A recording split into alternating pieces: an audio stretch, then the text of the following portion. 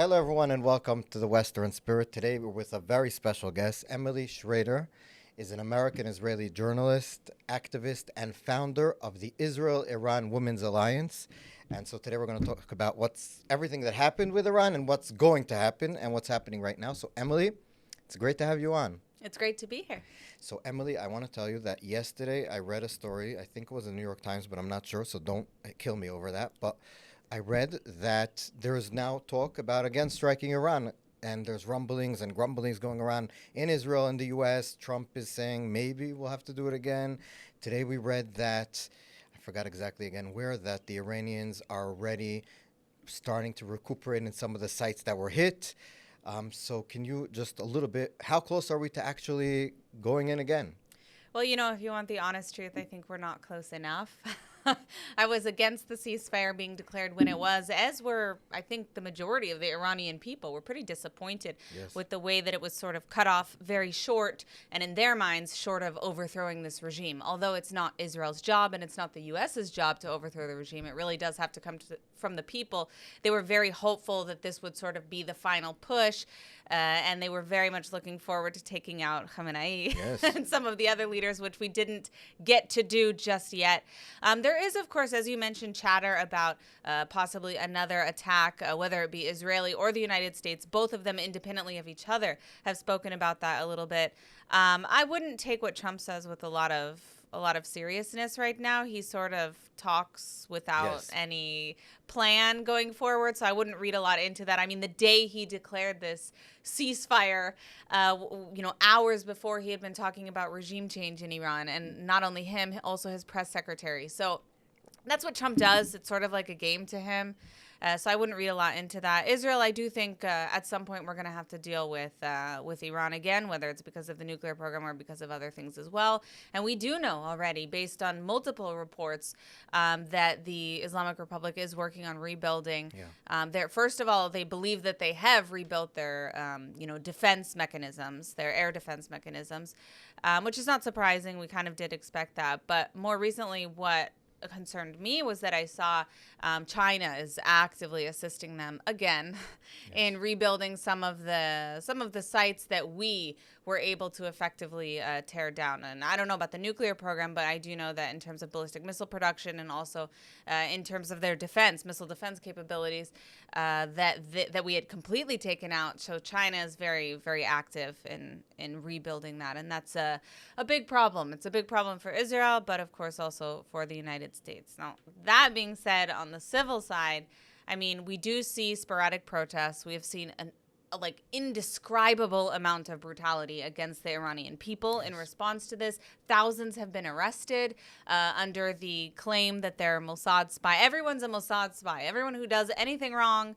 ever is a Mossad spy in Iran. That's sort of what's happening right now. There have been all kinds of checkpoints set up throughout all of the major cities, between the major cities, in order to search random civilians' cars and phones. What are they looking for? They're looking for any evidence that they have contact with Israelis, that they have that they like pages, which is literally a crime which they increased the penalties for after this war. If they like pages on social media of Israel or of the Israeli government or of me, literally of me. I have a friend in Europe who had her accounts hacked, an Iranian refugee.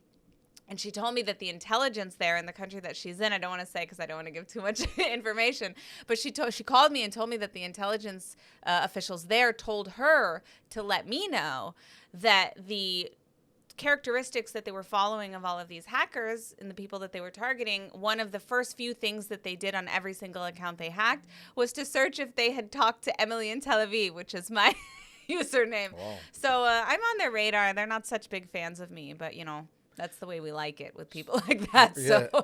So people that would follow you are either in jail right now in Iran. That's basically what there's people that God forbid. I'm worried about it now. Let's hope not. I'm always very, very careful. I delete everything as well, especially if I'm talking to somebody who is inside Iran, and I delete it on both ends. So even if we're someone, they wouldn't know. Even if someone were to find an account of someone I speak to, they wouldn't find any conversation. Yeah, they wouldn't find anything. I'm for years I've been very, very careful about that. So that's not such a concern. But I think Iranians are pretty aware of the risks that they're taking and the people that they speak to and the context that they have, whether it's me, a random, civilian Israeli, or, Israel in Persian, the Ministry of Foreign Affairs account, or the other accounts that work to build bridges between Iranians and Israelis. It's just crazy to me that the regime is so afraid of Israelis and Iranians, being friends. Yes. Not, overthrowing the government together, just speaking at all. It's ridiculous.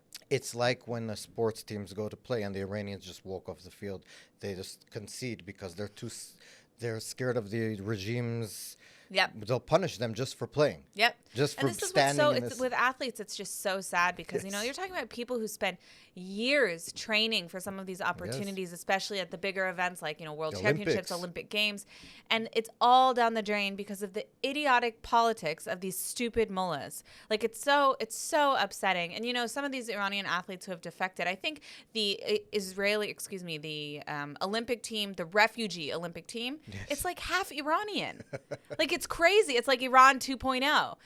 Which is just so sad because, sports is supposed to be about bringing people together. It's supposed to be about finding ways to connect with people who you don't connect with politically or in other ways or based on your faith or your nationality. And instead, the Islamic Republic has just made it something that's totally political and really perverse and against everything that sports is supposed to be. And the people who pay the price are the Iranian people and these poor athletes who've worked so hard for their opportunities just to have it taken away. It's disgusting. It's really, really disgusting. I want to go back to the first question, and then I will ask you more about what's happening in Iran, because it's very interesting, the economic situation, the despair of people there. Literally, we hear stories about it's funny, we hear about Gaza, and we'll talk about it, whether there is a famine or not, and the way the media basically believes everything Hamas says or wants to believe everything Hamas says. But before that, I want to ask you about, should we believe, because we're both in Israel and I'm very cynical about Israeli politics and we're cynical about what Trump says, but I'm even more cynical about Israeli people, what they say, the leaders here. Should we believe them, do you think, when they say this is over, Iran is not going to recuperate, we're not going to let them do it? Do you think that we should take it seriously, or is it going to just go back to the way it was, where they're able to continue with their programs? Israel will keep on warning the world and doing really nothing in the way we did a month ago or so. How do you think it's going to work out? No, we shouldn't believe We the should, Israeli exactly. leaders. Right. The Israeli leaders or the American leaders. I mean, Iran, the Islamic Republic, I should say, not Iran, is a huge threat. It's a huge threat to Europe. It's a threat to the United States. It's a threat to Canada. It's a threat to Western democracies, and not just militarily. In fact, the majority of their threat isn't military. It's the information war. And I'm sorry, but they're much better than us at it. Much, much better. They're better than the United States at it, because Israel and the United States and other Western democracies right now aren't even playing the game. Yes. We're not involved in the information war, which is crazy. No one's making the case for what's right with Western democracy. We talk all the time about what's wrong with Western democracies and all the flaws that exist and all the problems and the things that need to be fixed and the sexism and the racism and this and that and the other thing, despite the fact that those things are actually much better in Western democracies. But we aren't teaching anybody, especially the next generation, about what's right with Western democracy and why these things like freedom of speech, freedom of expression, dialogue with people who disagree with you without calling them, the devil themselves. People don't understand why this is important, because we, as in Western democracies, have not made the case for it. Israel is just the tip of the iceberg when it comes to that. We're failing, but we're not even close to the front lines of failing on that front. When it comes to Iran specifically, it's political. What people are saying, we destroyed this, we destroyed that. Within 30 minutes of the U.S. Air Force leaving Iranian airspace, Trump was saying, we completely destroyed their nuclear program. Now, I'm all for it. Believe me, no one is more for it than me. But how can you possibly know the damage assessment 30 minutes after a strike actually occurred? And not only that, but from the beginning, I was asking, I want you to be right. I want you to succeed, right? But you're saying things like, we've completely destroyed their nuclear program and we have no idea where, 400 kilograms of highly Uranium. enriched uranium is? Like, how does that add up, you know? And we still haven't gotten answers to a lot of this stuff. And I think as someone who is a journalist myself, as someone who writes about these things, it's very frustrating to see the American, but even more so the Israeli side, and I'm sure we'll get into Gaza in a minute, Yes. just not being able to get accurate, or rather articulate, answers about what the policy is, what the goal is, where we're going, why we're doing it, why things happen the way that they happen. These are basic questions. They're basic questions that our government in Israel should be able to answer, and it's not what we've seen. And this is a huge part of the reason. Especially with Gaza, by the way, and we'll talk about that later, because it's so frustrating, and I'm cutting you off, but it is so frustrating. I was reading just now about, like, what is the Israeli people, the people who are sending their children to die in Gaza right now, don't know what the strategy is in Gaza. Yep. Nobody is talking to the public here. Netanyahu, the prime minister, goes and speaks in English to reporters. He goes to Fox News. He goes to wherever. But no one is talking in Hebrew to the Israeli public and saying, this is what's happening right now. This is what we want to get done. This is why we are letting in this aid. This is why we didn't let in this aid until now. This is why we're letting...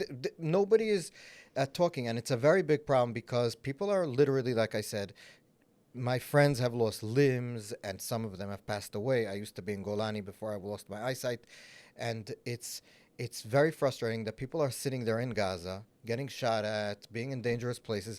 And I'm not saying this as a critique of Israel. Obviously, my friends are dying for Israel or getting and in harm's way, but they don't have the information even for the soldiers to tell them, this is your mission. This is why we're here. This is why it's important that we're here. It's a very big problem. We're going to get into that, but I want to just one last question about Iran. The reason why I think you are right is that if, at least logically, if Iran's program was so badly hit, you would think that they would be begging to come to the negotiating table right now. Oh, that's a good topic to bring up because I'm not in favor of the negotiating table Right. at all. But I'm saying from their point of view. I'm not sure about that. No? I'm not sure about that. I mean, when you're talking about the Islamic Republic, there is a whole lot of ego that goes there. I mean, it's like next level. Like, you thought the Palestinians were bad? Wait until you meet Persians. So, but seriously, I'm not sure about that. It's not an indicator, you think? No, because even if we look at the way that they've reacted now, like, they are desperate. Like, there are protests in Iran right now. There is a movement. They have almost no water. They're at like day zero. Exactly. Tehran has no water. The situation in terms of electricity and water in Tehran is like worse than Gaza. I don't know if people understand that. No one knows and this. it's all something that's been created by the Islamic regime itself. You know, they're sending billions of dollars to the Houthis, to Hezbollah, to Hamas, to all of these terrorist organizations, all of these Arab, usually Sunni terrorist organizations. Well, the people inside of Iran are suffering. They have no access to basic necessities. It's crazy. It's crazy that they've been starvation in Iran right now? I don't know. I don't know that there's starvation specifically, but there is definitely problems in terms of infrastructure and in terms of economy. Water for sure. There's almost no water. There are what places. do they do? It's very hot there. That's part of the problem. This is part of the problem. People aren't getting access to the resources that the most basic resources they need. Just a few days ago, they opened an ATM type system where you can go and purchase like water bottles as if it's like an ATM because the resources are so limited. You know, they're trying now to do certain days of conservation so that it doesn't run out. But some areas already have run out. There's videos surfacing all over social media of Iranians like turning on their faucets and nothing's coming out because they literally have no running water. So this is crazy. I mean, Iran is like one of the greatest civilizations in human history. It's the largest economic market in the Middle East, and they have no running water because the regime did it to themselves. Like, how is this acceptable? Why is no one paying attention to this issue? No one knows about it in the world. No one's even. I haven't seen in any of the big media outlets, like maybe in the New York Times there was some blurb about it, and I don't read. I pretty much don't read the Times in the last like 4 or 5 years because it's become horrible. But even like CNN, MSNBC, even Fox, all these other places, I haven't heard anything about what's happening inside Iran. I read in different sources where, like specifically catered for speaking about what's happening in the Islamic and Arab world, even though they're not Arabs, but like you said, but in media sources that the general public consumes, there's nothing. No one knows what's happening in Iran, and it's horrible. You will see here or there like an article about, there's a water problem in But Iran, that's it. but it's a massive understatement of how, how bad this problem really is. And I also think it's the problem with the Western media when it comes to Iran, and it's been this way for a very long time, is that they don't connect the dots. Like, they don't point out that the fact that there is, that their reservoirs are almost completely tapped at like 20% of water, that major cities with millions of people don't have access to running water and electricity. They don't connect that to the fact that this regime is irredeemably corrupt and incompetent and is actually actively murdering their own people. And I'm not talking about the water and the electricity situation. I'm talking about the fact that they are arresting, torturing, and executing dozens or hundreds, if you look at the past few months, of Iranians for false charges. Yes. So it's absolutely criminal what's happening, and it's sad that these people have been suffering this way for 46 years, and the international community is kind of like, yes, we can't really do anything about it. Meanwhile, their government, their regime, which they of course did not elect, their regime is destabilizing the entire Middle East. They're responsible for almost every single conflict that we're seeing right now in the Middle East, or at least they have some kind of involvement in it. And people aren't connecting those dots in the West because it's sort of like far away and they don't want to think about it. It's too complicated. Yes. But it's really not. I mean, this is the head of the snake in the region, and it does need to be dealt with, not just in terms of nuclear, but in terms of the regime itself. They're very worried, but also, and this is the reason why they're arresting and killing all these people, that they're worried that the war that just happened is going to destabilize within. Benny Sapti was here, and he told me that there was a research that was done in the Israeli army not too long ago that showed that at least 2/3 of the Iranians, and probably more because people are scared to answer polls. Like you said, they're looking and checking who's answering what, who's talking to who, and you can't. So let's just say 2/3 were willing to say that they don't support the regime. So if that's true, and then you have the shy people because they're scared, like the shy Trump voter, but times 1,000 because you can actually get arrested for answering such a question. So just imagine how much a percentage of the Iranians hate the regime and you can understand them because, like you said, they have no money in their own country. Mm-hmm. People are like, don't have water. And they're giving all of their people's money out to all these terrorist groups. And even if you agree with the terrorist groups, you first take care of your own people. Right. It's like it's not even on a moral level, like, is terrorism bad against Israel? You could hate all the Jews, but still have priorities. And their priority is to kill the Jews and only then to take care of their own people. Yep. So that's because the regime fashions itself as the authority and the voice of the Islamic world. That's what they're trying to position themselves of. That's why their ideology from day one, with their "Death to America, Death to Israel" slogan, literally their slogan, has been their focus in order to distract from their own incompetence and their own failures. And it was also part of the response to the Iran-Iraq war, trying to shift to be the defender of Al-Aqsa and all of this nonsense that they push out. The thing is that the people in Iran aren't really buying it. One of the things that they do is they put American and Israeli flags outside mosques and outside schools so that people are forced to walk on them when they enter the building. But Iranians never do that. They'll walk around. Even you'll see videos of religious scholars walking around the Israeli flag. So I was not to step on it. And what they did last week, because this was so common and so prevalent on social media to see people making fun of the regime, is they painted a massive Israeli flag in the middle of the road, so that people have to drive over it.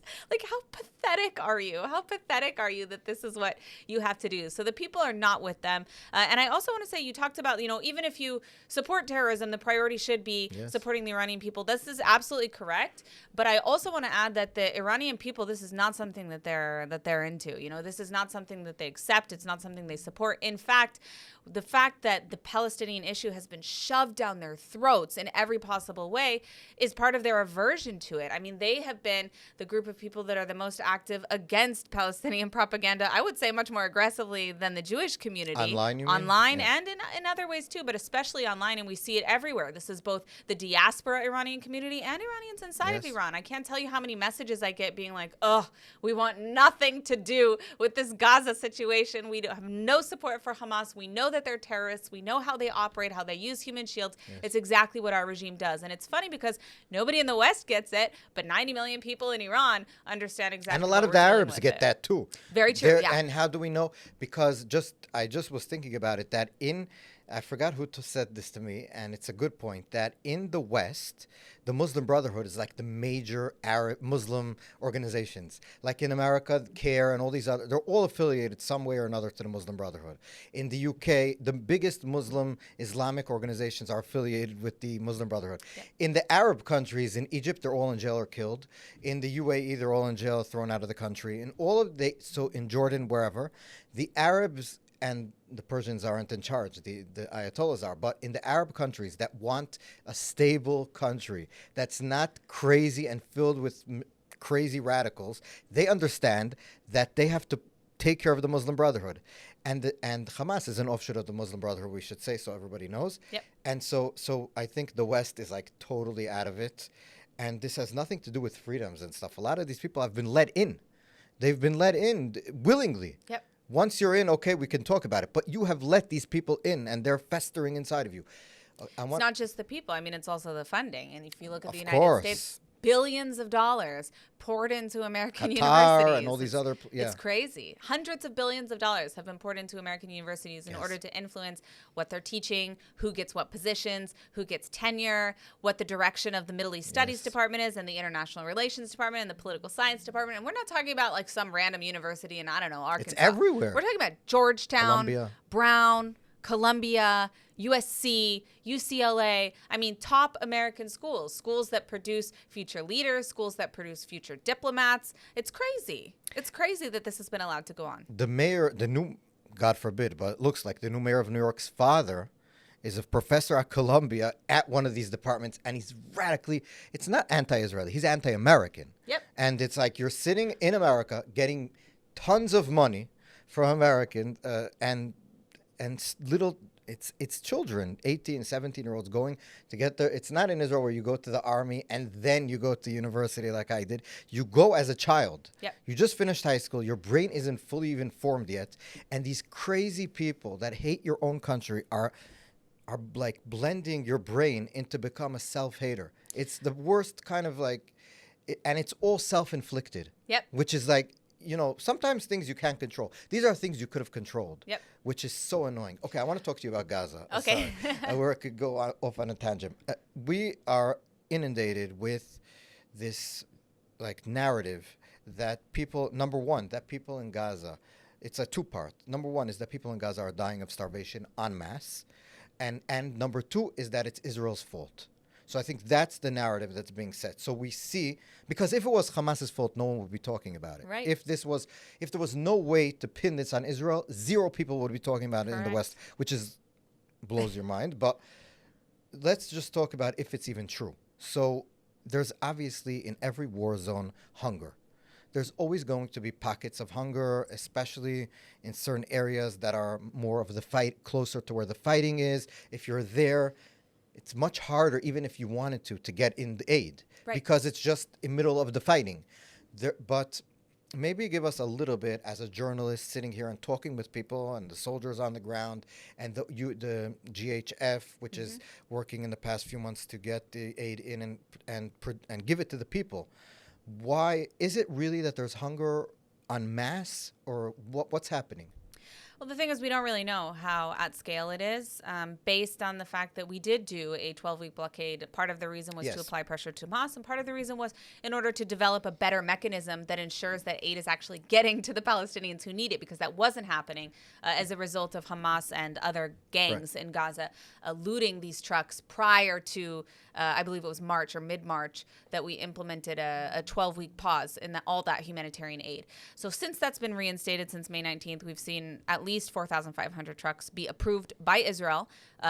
Even this week, we saw there was a big controversy because we saw that there were, 900-ish trucks on the Gaza side, just waiting for the UN to distribute. The UN has refused to distribute. Now they claim, according to what they told me when I reached out, they claim that Israel wasn't allowing them the security that they needed in order to get to distribution points. So then I asked the IDF and say, is this true that you're not allowing them, the proper security? And they say, no, we offered security and the UN rejected. So it's kind of like he said, she said.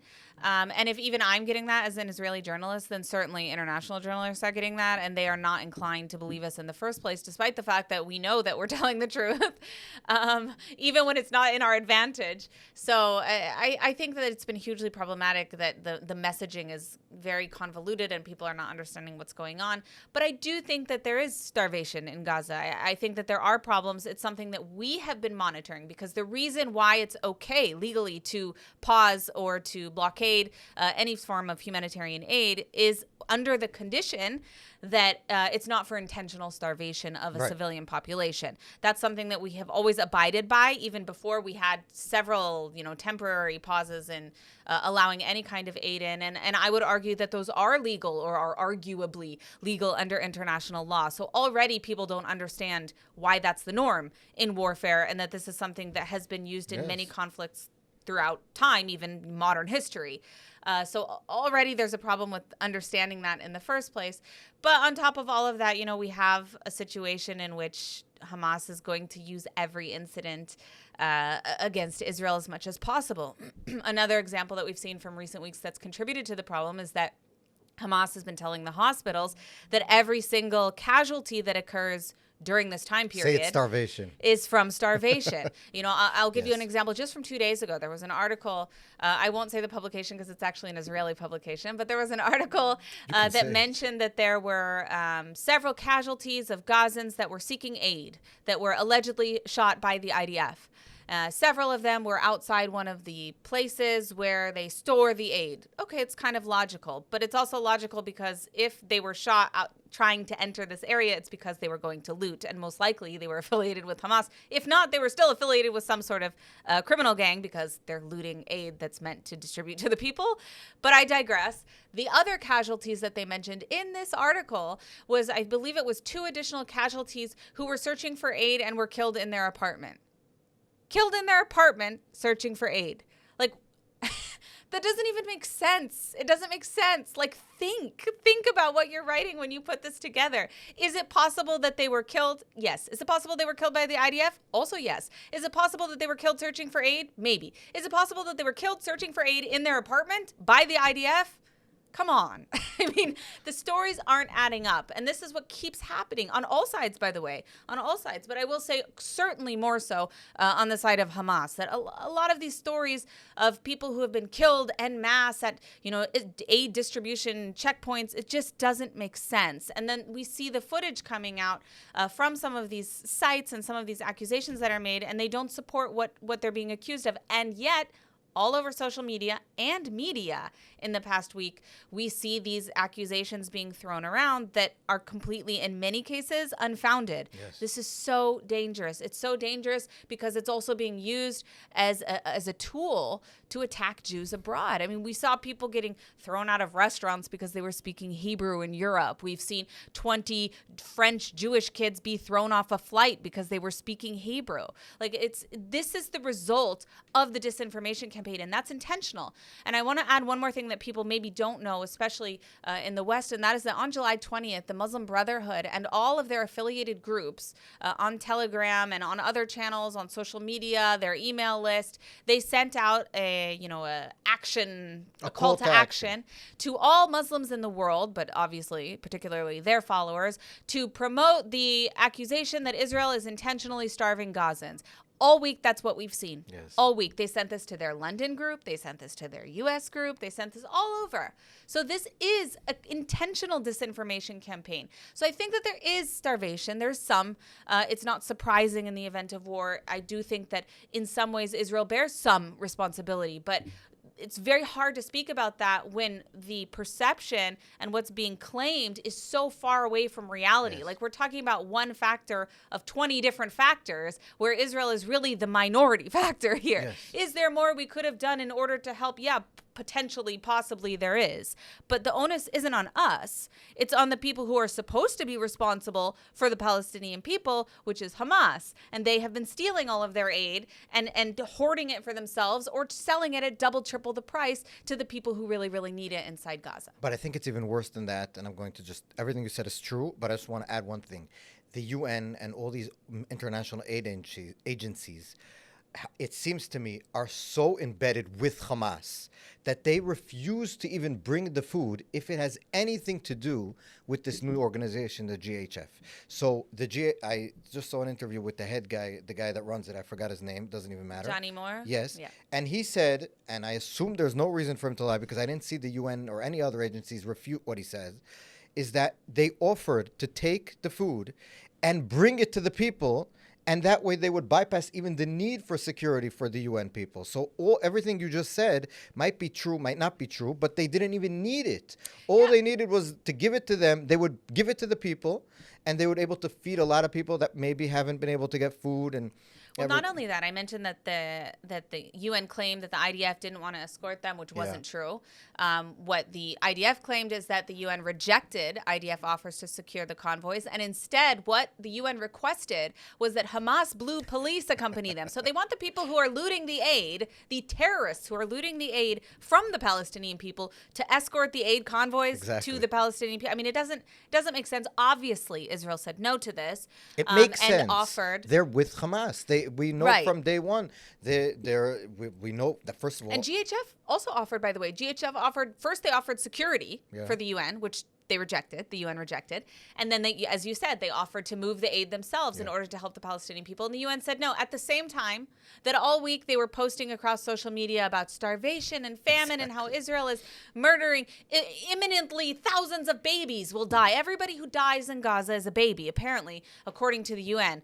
So this is what they spent their entire week doing instead of actually distributing aid to Palestinians who actually do need it. Exactly. Yeah, it really is an amazing thing that agencies that were created to help the downtrodden, the hungry, are using these downtrodden and hungry people to promote terrorist organizations, interests. Let's just put it that way. You know what? Not promote maybe the terrorists, but promote their interests, 100%. And you mentioned about the DHF. I just want to say one more thing because it's important to know.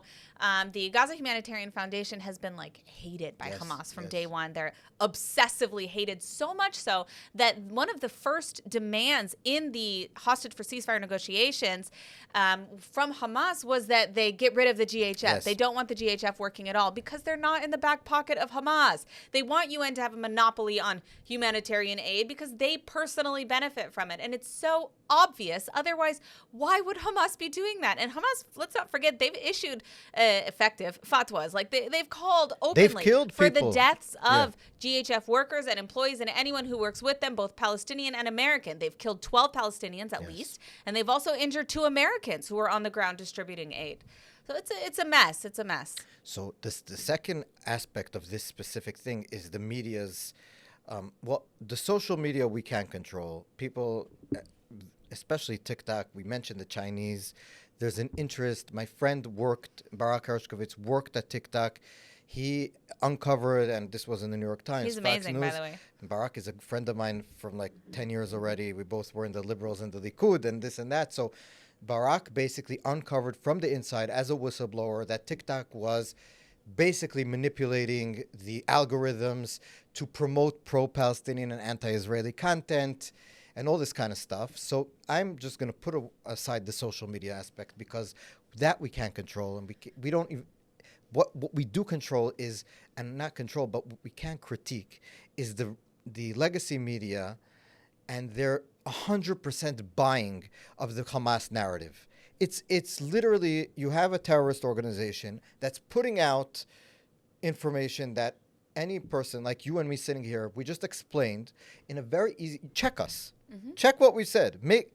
Refute it, but check it. They just buy it. They just wholesale, they get it and they put it up. No critique, nothing. You see this baby on the Daily Express, which is a place that I wrote a few op-eds, and they're usually okay. They put this picture of a baby that's all starving, and he really does look very, very bad, and this baby is very sick and suffering. And this is Israel, and we have to stop this, and it's horrible. And then David Collier writes, who is this baby? He's a baby with a pre-existing condition, with a sickness that makes him the way he is. Mm-hmm. And this baby has been written about in the past, about his sickness and that he needs help. Then this other also Italian newspaper writes a story about this baby that's also Osama very Rakab, sick, and it turns out that he's in Italy now getting help because Israel allowed him to fly to Italy to get health care, and it's like, why are you buying? What is wrong with you people? Why do you you can hate Israel? You can say that Israel is the worst of the worst, but why lie? Why be so and the lies are so easy to find. I think it's laziness at its core. I mean, when you're talking about looking for photos for Starving newspapers, children. yeah, I mean they're limited by what they have licenses for already.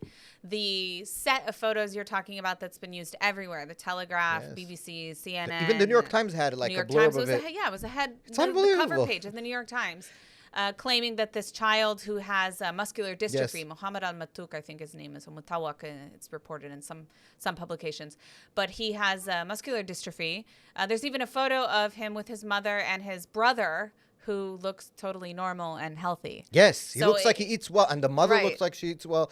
And I think in the photo there's even food somewhere in the background, but maybe I'm mistaken. But Yeah. but they eat. They look like they're fine. Yeah, and that child is sick and that child needs help, and I hope that Israel or whoever else is able to help But it's that not child whatever they need. starvation. But exactly, it's not starvation, and so to intentionally represent what's going on in Gaza with that it's Yeah. very problematic. It's journalistic It's lying. malpractice, and it should not be allowed, and it should not go quietly. The problem we're facing right now is that while that is true, it also doesn't mean that there is no starvation, that there is no suffering, that there isn't anyone who is starving or suffering from malnourishment. I believe that those things aren't mutually exclusive. Right. I think that there can be all of those things and that we should deal with it professionally and appropriately in the way that Israel is responsible for, in the limited way that Israel is responsible for. But we also need to call out this whole issue in the media. And you're absolutely right. It's completely irresponsible. And by the way, it's not just the photos. The photos is the most recent example. Also with GHF. It seems that every person who has died in Gaza in the past couple of months is somehow seeking aid at a GHF distribution point, including distribution points that aren't even GHF distribution points. Like the responses, if you look at GHF to some of the articles in mainstream media, Washington Post, New York Times, BBC, the things that they've reported that took place allegedly by the GHF or from the GHF or at GHF sites is simply not true. And there's a lot of disinformation, but there's also a lot of problems understanding the complexities of what's Yes. going on the ground. And I think that this is the larger issue in the international media when it comes to how things are reported. Some of it is, ill-intentioned, Yes. especially the people who are providing the information, like the Gaza Ministry of Health, which of course is Hamas. I think that in most cases, the journalists who are writing this don't really understand. I mean, they don't really know what's happening. They're not involved in this issue in the day-to-day. They aren't aware when they go to search within whatever platforms they have at New York Times or wherever, if those photos are categorized with keywords like Gaza war or starvation or famine, which they almost certainly are. And I'll tell you why, because those photos were taken by a photographer who works for Anadolu News Agency, which is Turkish state media. So he took these photos, he uploaded them with whatever language, and it's being picked up by the international media, and they don't know. If you're a web editor who's putting this article on, you don't know that that is not an accurate photo until it gets called out. All of a sudden, in the span of 48 hours, you see 25 different news publications sharing the same photo. Well, we know what happened. This guy put up the photo. Everyone jumped on these Yes. amazingly. It looks so bad, so they have to put it up. But you know why I disagree with you in the sense that mistakes always happen like this. I worked in a bunch of news organizations. These mistakes happen. You're working very fast. There's tons of stories. You need the picture. You get the picture. You put it up. Okay. Problem is that all the mistakes happen to one side. There's no Yes. mistakes that show Israel in a good light. And then they're like, oh, no, Israel didn't act so good. Or, oh, no, there was less casualties than there actually were. And no, it was not 50 dead. There was 150 dead. Yep. And we made a but mistake. I They're wouldn't all say that's on towards- the part of the journalists. I would say that's honestly on the part of Israel. Also. Because the Palestinian side is very responsive, and they're giving a lot of answers that aren't real answers because Right. they make things up. And the problem on the journalist side is that they aren't checking that information. I want to caution that by saying that some of it is hard to check because we're not really allowing journalists in. Right. It's a very difficult situation all around for everyone involved. But when we are putting ourselves in a situation where we're not allowing journalists in, we're not able to give responses because we're actually investigating these issues and need to know what happened before we give answers. Because we're not them, so we don't want to lie. Right. Yeah. We're going to be at a disadvantage. There needs to be another way to handle it. I don't know what it is. I don't have the solution. I'm not the Mamatkal. Like, it's not my job to dictate these policies or even the, spokesman of the IDF or the government. They need to figure this out. It is on them. And where we're at today is unacceptable. Yes. As an Israeli, it's unacceptable. Not just in terms of what's actually happened, because I'm not very happy with the most recent developments and how it's happened, but also with the explanation of it. It's inexcusable. We knew this was the case. We fought how many wars with Gaza? We know how Hamas operates. 1,000. And still, we were not prepared to be able to document everything that happens. I mean, I know that some of the soldiers have, body cams on them when they're in the field. But when we're talking about intentional disinformation that we know is going to be there, and we know they're going to use human shields, and we know they're going to use children, and we know that they're using hospitals and UNRWA facilities and all kinds of stuff on the ground and mosques in Gaza. Why isn't there someone? We have a medic in every group, right? Why isn't there someone whose job it is to document? Why? A combat soldier. I'm not talking about, bring a photographer. No, have a combat soldier, and that's his responsibility on that mission. Why? Yes. Why don't we have this? So that when we say, 2 Palestinians were killed they claim, 2 Palestinians were killed who were just seeking aid, or they were walking home innocently. And then we have footage, actually he was carrying a grenade. Yes. Then we have proof of the things that we're claiming, instead of everyone not knowing and us having to wait 3 weeks to get an answer. And in the meantime, all of the international media has accused us of killing a 12-year-old kid. It's at this point, it's irresponsible. And they have to step up and come up with a cohesive and a concrete strategy in order to articulate whatever it is that the army and the state needs to do. And if they do that, I'm with them 100%. But the way they're doing it now is sort of, acting first and then trying to catch up after the fact and trying to explain, look for this answer, and there's that claim. It's chaos. Yes, and I agree with you, but I don't have. You say they need to do something, they're not going to do it. So that's Israel, and that's the way I was in the army here 15 years ago. It's not going to change. Okay. I'm sorry to say. It's just life is tough. So, I mean, that's government. It's bureaucratic systems. Yes, but especially the IDF. That's the way it works. People, I have a lot of critiques about when I was in the army about how everything works, and it takes years and so much time to get anything little even to change. And it's like, and there's things that are so obvious, like you said, and it should have been done even before. Even in the beginning, everyone was shocked of October 7th, but these are small things, putting a camera on a soldier, different ways to document things. We don't even have to. Or all of the distribution points. Yeah. Put a live stream. Literally put a live stream on all the distribution points and say, here's the link, watch. They probably will do that at 2:32 after it's p.m. not an issue. Exactly. At 2:32 p.m., the UN tried to distribute aid, and you see Hamas came and shot people. This is happening. So why can't we show it? It's crazy. Yes. Okay, I want to talk also, lastly, about what is actually happening in the war.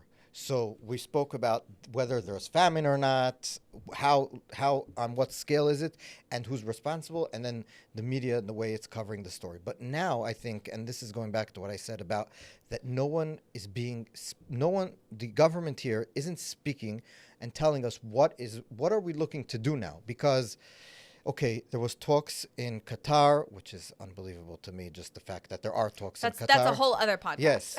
I don't understand, like, in general, how there are people, there's a country that is actually, till this day, in their best hotels, putting up the people who are responsible for this whole situation, and they're the mediators, the very good, very fair mediators. Okay, whatever. But there was talks there, and I wrote down to myself yesterday what exactly Hamas was demanding in these talks from different sources, and I asked some government people here also. And America and Israel are 100% right, in my opinion, to leave the talks. The demands that Hamas were making are crazy. It's just they want Israel to just resign and lose the war. That's well, you understand them, but you would think, why would they think that they can get it? Because they believe that world pressure, and they believe that the fatigue in Israel and pressure on the government here. But I think more so, this was like a day after Macron said that he's going to recognize the Palestinian state, and all these other countries. Today, Holland, then the Netherlands is putting sanctions on Israelis and on ministers here. So they feel that they're winning, actually. In a sense, they don't care about the people who are dying of starvation. Right. And they don't care about all these things and destruction of God. They don't care. They think they're winning. And so I'm happy. I think it was right to leave the negotiations at this point. But what now? So we're letting now all this aid go in because the world is going crazy. And the GHF is basically still distributing its part of the aid, but it's irrelevant in a sense because the whole point of it was to separate Hamas from the aid. But now Hamas is going to get all the aid. All these airlifts, you think Hamas isn't going in and taking the aid from the airlifts? Do you understand at this point what is Israel looking to do? I don't understand it. Well, I think the messaging from the government, a little bit less the army because they don't make the sort of long-term decision, but the messaging from the government has been very chaotic. No one say the knows. least. I don't think that they even know. And part of Exactly. that is a result of the political situation, which it's a whole other set of issues. But the fact that we have, ministers saying absolutely insane stuff, genocidal stuff, and that then you have even like the prime minister coming out being like, no, against him. But then you also have another minister saying crazy stuff. And it's very, very difficult to defend this government. I don't defend this government, this current government. I don't think that they know what the end goal is here. I think that different people have different visions of what they would like to see, even within the government. And that in order to not rock the boat in some of these camps, I think that the people who are actually calling the shots don't want to say explicitly wanna what tell the us end what's goal is. Not about telling us what's happening. What they want to do. Yeah. I think that perhaps Netanyahu's long-term vision is very different than Smotrich's long-term vision, and that Netanyahu right now might not want to detail that because of internal concerns rather than external concerns. Or also like if he is in Smotrich's camp, he won't want to say it because he doesn't want some of the Israeli public that's protesting in the streets to know this. By the way, if people know Hebrew, and I assume there's captions so you can watch, Smotrich was on our program, the episode on our Hebrew channel this week. So you can watch. We spoke about with him about what he wants to do and whether he wants to leave the government now because they're getting the aid in. So we're just going to put that aside. If you guys want to watch in Hebrew and with translated subtitles on YouTube, you can watch that. But even him, when I spoke to him, he doesn't know to tell me what Bibi wants to do. So, and maybe he himself doesn't know. No, what I mean about Smotrich is that you cannot like him. You could like him. He says what he thinks. Mm-hmm. He doesn't hold back, which is one of the reasons why they're all sanctioning him. Mm-hmm. He doesn't hold back, and you can criticize, not criticize him, but I do appreciate the fact that he's telling me, listen. And with this, I agree. I don't think we should talk with Hamas at all. We shouldn't. This is not even. We can talk, me and you, about it. But I'm just saying, like, he tells you what he wants. We should work to kick the Gazans out, whatever. And actually, he went against his base and said, "We need to get the aid in." By the way, with me and my base is very angry at me that I didn't leave the government when the aid started coming in. But my point is that he even told me, I don't know what Netanyahu is going to do. I've told him my opinion. We have our red lines, but I don't know. And then we saw that even Bibi isn't telling Ben Gvir and Smotrich, and they're part of the cabinet, what's happening. You can kick them out of the cabinet, but they're part of it. And it's this whole thing is... Yeah, but this is the situation that you create when you put people like that in your cabinet. Yes. So if you put them in, you have to... That's the consequences. Yeah. And it's also the consequence on the international side. When you make some of the comments that have been made that I would argue are very, very irresponsible. Not just I politically disagree with them, but they're irresponsible for government officials. This is the result. You can't have it both ways. You can't scrap together a coalition in order to remain prime minister with people who are significantly more extreme than even the majority of the Israeli public, but then also say, oh, no, you can't be a part of it. Yes. okay. Exactly. And Doesn't really work that way. But I want to tell you, Emily, that it's not. The fact is that even members of the Likud itself, the governing party, it's not like Smotrich and Megvi, but even people in the Likud itself, which I was in the past a member of the Likud, I'm putting it out there, and worked. We spoke with Barak Hershkovitz on the liberal parts of the Likud that are non-existent anymore. That all left. Yes, Exactly. But You have like Sharon Haskell who pieced out. no, she's out. But my point. But so they themselves are saying like, things that are in just total opposition to the actual government policy as is being officially relayed to the public. Yeah. So you'll have in the same day sometimes 3 people from the coalition or even inside the government saying 3 totally different things. Yep. And it's like, but if I would have to guess, the position of the government right now is that they don't know what they're doing. Yeah. So that's the official, I think, if you wanted to like put up, we don't know what we're doing. Yesterday, there was a big cabinet meeting, supposedly. Maybe now they know what they're doing. Yeah. But up until yesterday, they had no idea because Netanyahu was 100% sure we're going to a deal. And so he put all his things there, and he never, it seems to me, they never even considered that there might not be a deal. And so now that there's not a deal, they don't know what they're doing. And it's if that's true, it's mind-boggling. Because you always have to be in contingency plans. And it seems to me, okay, the deal fell apart, and then we just brought in aid, and they got everything they would have gotten, a lot of what they would have gotten with the part deal. With the deal, right. It's like you got a deal without releasing one hostage. Yep. It's like, anyway, I'm very frustrated. No, it's extremely frustrating. It's extremely frustrating, and I don't know like what the exact solution is. But again, that's not really my job to come up with. It is their job. Right. But I agree with you. They can I resign think that if they don't like it. Yeah. And they should. Yes, I've said that that's since beside- October 7th, yes. but that's a whole other issue. No, but if you don't know what you're doing and you keep Well, on... this is also what frustrates me about Israel. Like, even war is terrible, Yes. and people die in war, and civilians die in war, even children die in war. All of them are like this. This is the reality, especially urban warfare, where the terrorist organization we're fighting is using human shields. Yes. But I would defend Israel, and I would support almost everything that Israel does if they actually had a reason or a vision or a plan for what they're doing. I think it's irresponsible, even militarily, when you don't know what you're doing, to be bombing things. Like, figure out what the plan is and move forward. Do what you have to do. But what are we doing? We're sending in aid, but we're also carrying out operations overnight. But what are the operations? We don't really know because we don't know what the goal is. Like, it's so chaotic. Yes. I think that they are very, very, they keep on going in between whether we are going to make a deal, and they keep on like waiting because we're giving it another chance. We're giving it another chance. In the meantime, they're just waiting. And so you'll always have like some operation here, some small thing there, a bombing here, a bombing there, which I would say that usually there's a reason for it, meaning there's a terrorist of course. here. They're not bombing indiscriminately. Right, exactly.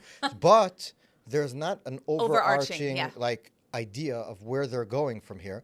Now that there's no deal, it seems to me that unless Qatar says this is the only way that you can get a deal at this point is if America tells Qatar, kick the Hamas people out or put them in jail. Yep. Don't give them 5-star hotels while their people are dying. And because of them, because they're intransigents, they got everything literally they want, pretty much, except for Israel saying we're going to finish the war. Everything they want, pretty much Israel agreed to in the past. They put up their price to be higher because they thought that they could bring Israel to its knees. Maybe they will be able to. At this point, they're not. And so the only way to do it is either at this point, before Israel goes all the way in, if it decides to, the only way to do it is if Qatar does something, but they don't want to. Well, you know what's so frustrating is that from day one, this is what the international community should have responded with. Right. They should have and I'm not even saying this because it's in the interest of Israel, because I actually would say it's not if we're speaking militarily, but the international community should have separated the issue of hostages from the war. They should have separated from Hamas. Everyone, with the Arab League at the front of it, should have come down like a ton of bricks on Hamas and said, release all of those people today. We'll deal with the rest of what you did on October 7th after.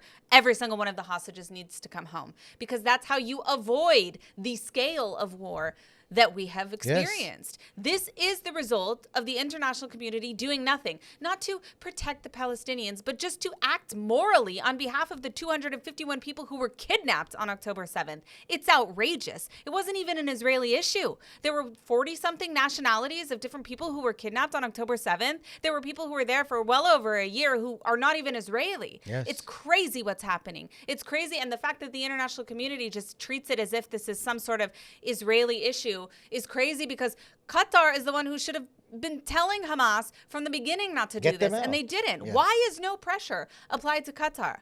Why? Why has none of the international community called on the Arab League? Why isn't the EU pressuring the Arab League and the United States and Canada to take action on the issue of hostages from the beginning? Because that actually would prevent some of the scale of war that we have seen. I It's can so argue frustrating. that it would have made the war much shorter. Yes. For sure, for two reasons. The war is being prolonged, maybe not exactly now, but in general, because Israel is refusing to go all in because of the hostages. That's right. This has let Hamas recuperate time and time again, and which has prolonged the suffering of the Gazans. Yep. More Gazans have died because the world has given Hamas this cover to allow them to basically extort Israel and the world to give them more resources and more recruitment ability within the So you kill 10, you get another 20 because they're able to get more money in because of the resources that the West is giving them, literally.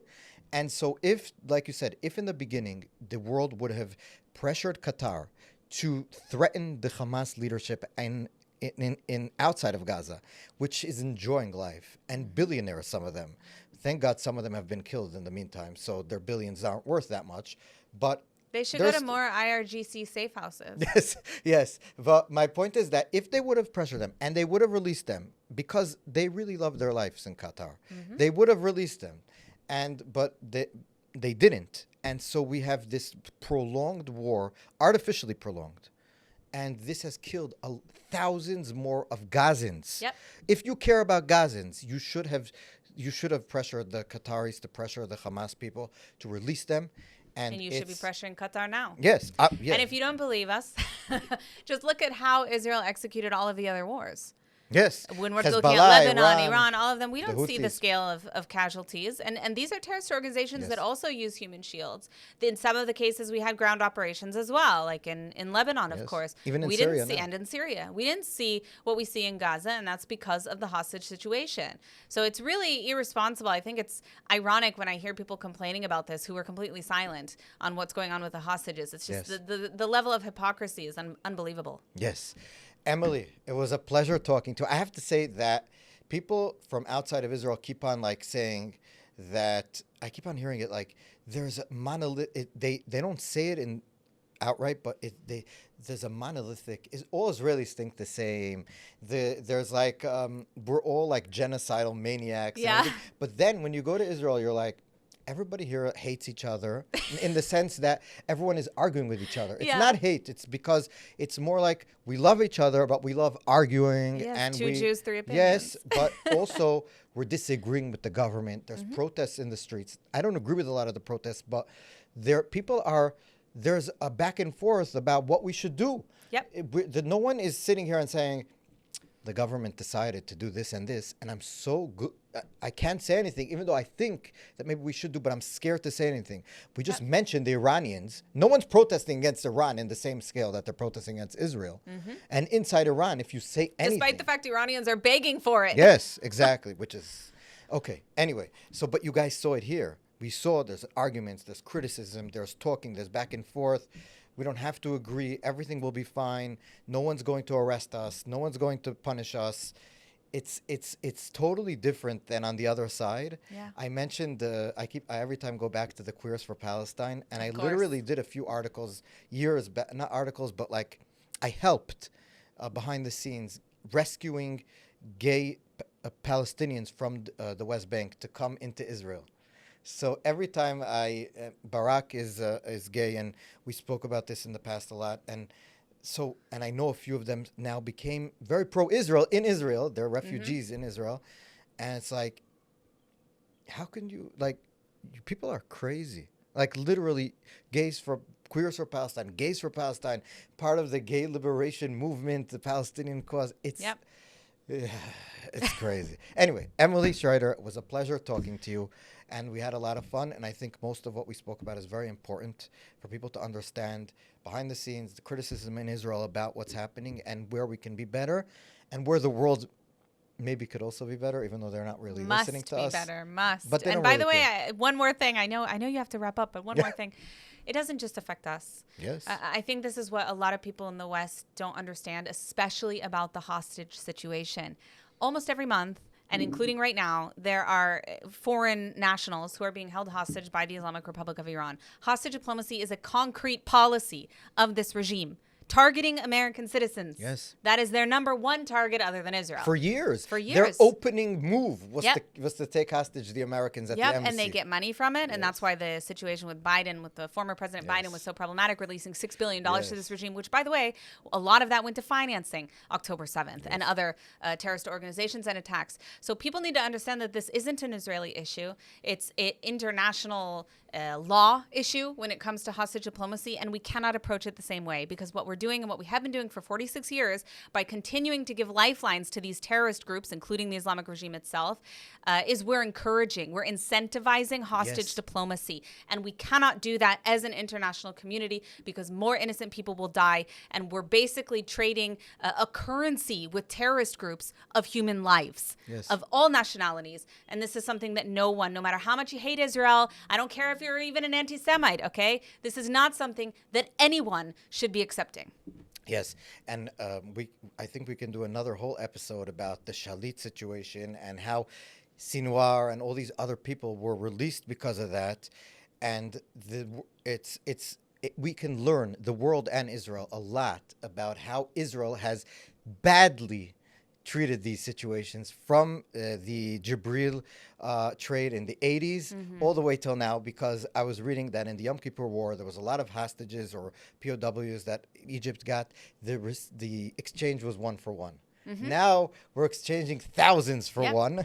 And we have to understand how we got here will help the world, I think, also to understand what's right and wrong and what works and doesn't work, because clearly here it hasn't worked. Yeah. So, Emily, it's a pleasure talking to you. We don't have time for that. So, Emily, it's a pleasure talking to you. I appreciate you coming, and we had a lot of fun. So thank you so much. Thank you. It was my pleasure.